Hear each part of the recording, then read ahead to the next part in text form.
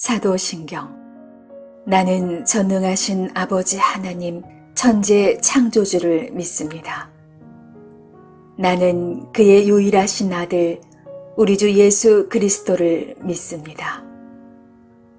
그는 성령으로 잉태되어 동정녀 마리아에게서 나시고 본디오 빌라도에게 고난을 받아 십자가에 못 박혀 죽으시고 장사한 지 사흘 만에 죽은 자 가운데서 다시 살아나셨으며 하늘에 오르시어 전능하신 아버지 하나님 우편에 앉아 계시다가 거기로부터 살아있는 자와 죽은 자를 심판하러 오십니다. 나는 성령을 믿으며 거룩한 공교회와 성도의 교제와 죄를 용서받는 것과 몸의 부활과 영생을 믿습니다. 아멘.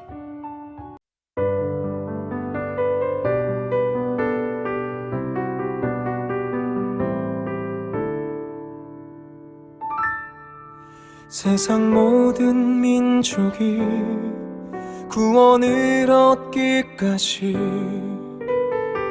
쉬지 않으시는 하나님, 주의 심장 가지고 우리 이제 일어나 주 따르게 하소서. 세상 모든 육체가 주의 영광 보도록 우릴 부르시는 하나님, 주의 손과 발 되어 세상을 치유하며 주 섬기게 하소서. 물이 바다 덮음같이 여호와의 영광을 인정하는 것이 온 세상 가득하리라. 물이 바다 덮음같이, 물이 바다 덮음같이, 물이 바다 덮음같이 보리라 그날에 주의 영광 가득한 세상 우리는 듣게 되리. 온 세상 가득한 승리의 함성.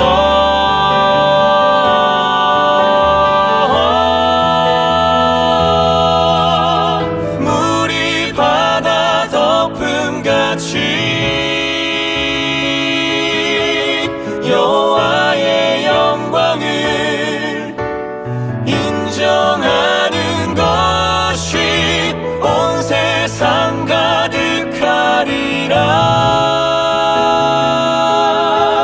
물이 바다 덮음같이, 물이 바다 덮음같이, 물이 바다 덮음같이, 물이 바다 덮음같이 여호와의 영광을 인정하는 것이 온 세상 가득하리라. 물이 바다 덮음같이, 물이 바다 덮음같이, 물이 바다 덮음같이.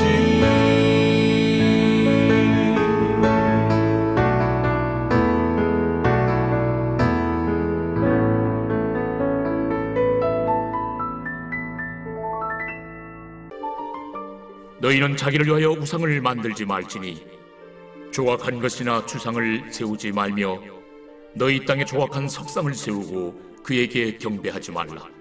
나는 너희 하나님 여호와임이니라. 너희는 내 안식일을 지키며 내 성수를 경외하라. 나는 여호와이니라. 너희가 내 규례와 계명을 준행하면 내가 너희에게 철따라 비를 주리니 땅은 그 산물을 내고 밭의 나무는 열매를 맺으리라.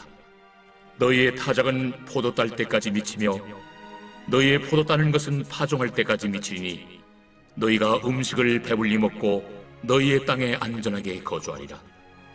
내가 그 땅에 평화를 줄 것인즉 너희가 누울 때 너희를 두렵게 할 자가 없을 것이며 내가 사나운 짐승을 그 땅에서 제할 것이요 칼이 너희의 땅에 두루 행하지 아니할 것이며 너희의 원수들을 쫓으리니 그들이 너희 앞에서 칼에 엎드러질 것이라. 또 너희 다섯이 백을 쫓고 너희 백이 만을 쫓으리니 너희 대적들이 너희 앞에서 칼에 엎드러질 것이며 내가 너희를 돌보아 너희를 번성하게 하고 너희를 창대하게 할 것이며 내가 너희와 함께한 내 언약을 이행하리라. 너희는 오래 두었던 묵은 곡식을 먹다가 새 곡식으로 말미암아 묵은 곡식을 치우게 될 것이며 내가 내 성막을 너희 중에 세우리니 내 마음이 너희를 싫어하지 아니할 것이며 나는 너희 중에 행하여 너희의 하나님이 되고 너희는 내 백성이 될 것이니라. 나는 너희를 애굽 땅에서 인도해내어 그들에게 종된 것을 면하게 한 너희의 하나님 여호와이니라.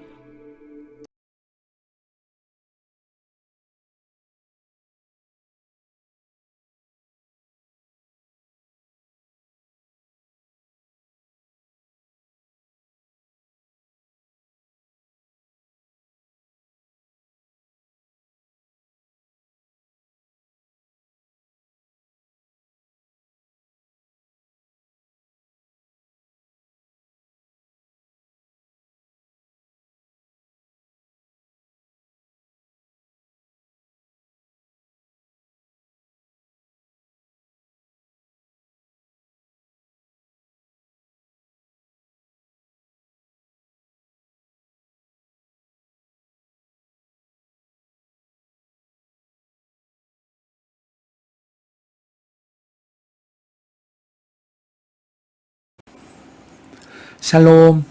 네, 오늘 하루도 하나님 앞에 순종하는 복된 하루 될 수 있기를 원합니다. 축복은 순종하는 자가 누린 하나님의 선물입니다. 진정한 복의 조건 그리고 진정한 복의 내용은 무엇일까요? 젖과 꿀이 흐르는 가나안 땅은 하나님이 말씀하신 약속의 땅이죠. 그러나 그 땅에 들어가는 것만으로 축복이 보장되지는 않습니다. 축복이 자동적으로 이스라엘의 것이 되지는 않는다는 것이죠. 그렇다면 어떻게 해야 약속된 축복을 누릴 수 있을까요? 그것은 오직 순종하려고 마음을 낮추는 백성만이 축복을 알아볼 수 있고 또 누릴 수 있습니다. 축복을 여러분 알아보는 영적 안목이 중요합니다. 무엇이 축복인가를 분별할 수 있는 눈을 또 그 마음을 말하는 것입니다. 그렇다면 순종하는 그 사람에게 약속된 축복은 어떤 것일까요? 먼저 우리 복의 조건을 좀 생각해 보면, 먼저 복을 받는 길은 복의 근원이신 하나님을 유일한 주권자로 인정하는 중심과 마음과 삶으로부터 비롯됩니다. 이것을 다른 말로 하나님을 경외한다라고 말합니다. 하나님을 경외하는 태도는 말씀을 듣고 따르는 청종으로 나타나고 또 다른 신을 섬기지 않는 신앙적 절개로 증명이 됩니다. 골로새서 3장 5절에는 그러므로 땅에 있는 지체를 죽이라 곧 음란과 부정과 사욕과 악한 정욕과 탐심이니 탐심은 우상 숭배니라 그랬습니다. 이 말씀은 그러니까 우리 삶에 하나님보다 더 마음 빼앗기고 사랑하는 것은 곧 우상 숭배다라는 뜻과 같습니다. 그러므로 우리가 구할 것은 복이 아니라 하나님이고 또 더 나은 조건이 아니라 믿음이며 기억할 것은 하나님만이 복의 근원이라는 사실을 기억하는 것입니다. 따라서 오직 하나님을 구하고 따를수록 복의 근원이신 그분으로부터 축복이 흘러나옵니다. 그러니까 복 자체를 구하는 것이 아니라 하나님을 구해야 복의 근원이신 그분으로부터 복이 임하는 것이죠. 물이 낮은 곳으로 흘러 고이듯이 축복도 겸손한 자에게 그리고 순종하는 자에게 흘러서 임하게 되는 것입니다.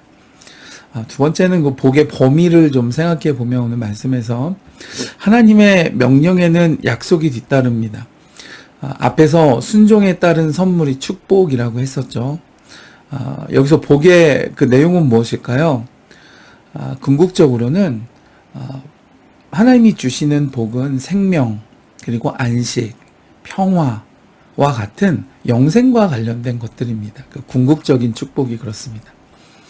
무엇보다도 하나님만 주실 수 있는 복이고, 이것은 어떤 삶의 일부분이나 우리가 살아갈 때 요구되는 특정한 가치, 이런 것만이 아니라 우리 삶의 모든 영역에서 중요하게 여겨지고 또 얻게 되고 누리게 되는 그러니까 차원이 다른 복입니다. 국지적인 복의 개념이 아니고 영혼을 바탕으로 하는 복의 확장된 개념입니다. 따라서 내가 복을 누리게 되면 이 복은 이웃에게도 복이 되고 내가 있는 곳이 복의 장소가 됩니다. 그리고 바로 이것이 복된 소식이라고 하죠. 이 복된 소식을 전하는 선교와 영혼 구원의 참된 개념이 되는 것입니다. 복의 범위가 이렇게 되는 거죠. 나만 잘 먹고 잘 살고 이런 게 아닌 것입니다. 하나님을 순종하고 따를 때 주께서 허락하시는 생명과 안식과 평화와 이 영생의 복이 내가 있는 곳을 통해서 복의 장소, 또 내가 복의 메신저가 되는 것, 이것이 여러분 복의 범위입니다. 여러분 어떤 복을 하나님께 기대하시나요? 세 번째는 그렇다면 최고의 복은 무엇일까? 복도 여러 복이 있겠지만요.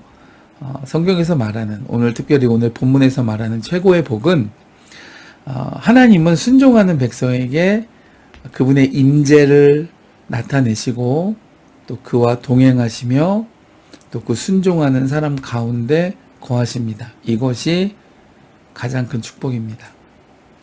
하나님보다 더 큰 축복은 없죠. 왜냐하면 하나님 복의 근원이시니까요. 그러므로 하나님과 함께하는 것보다 더 큰 행복과 안전은 존재하지 않습니다. 하나님의 백성이 되는 것보다 더 영광스러운 특권도 없습니다. 오직 하나님만 있으면 된다는 중심과 마음, 이것이 바로 여러분 신앙입니다. 그것을 소유한 것이 최고의 복이 되는 것이죠. 그것으로부터 모든 안전과 모든 행복과 모든 기쁨과 또 모든 소유가 하나님으로부터 나오고 하나님으로부터 주어지니까요. 누구든 복을 원하고 또 복이 필요하죠. 우리는 그렇게 이 땅에 태어났습니다. 그러나 중요한 것은 복이 하나님과 관련된 복인지 이것이 중요합니다. 하나님이 복이 근원이시고 또 최고의 복이 되어지시기 때문입니다.